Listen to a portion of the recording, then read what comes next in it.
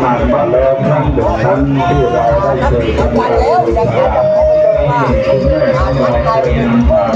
ดอกลูกศิษย์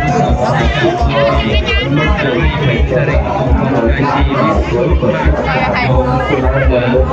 ญาติโยมที่กำลังเดินทางมา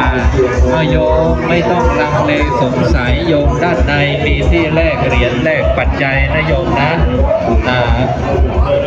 ถ้ามีแบงค์ใหญ่ก็มาแลกแบงค์ย่อยด้านในโยม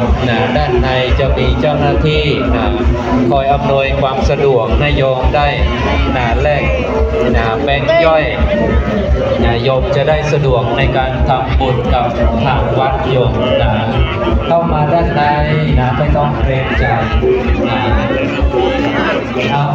ญาติโยมเข้ามาแล้วก็ร่วมบุญร่วมกุศลกับทางวัดโยมทางซ้ายมือโยมโยมไปจับสอยดาวแล้วก็แวะมาทำบุญก่อนเด้อ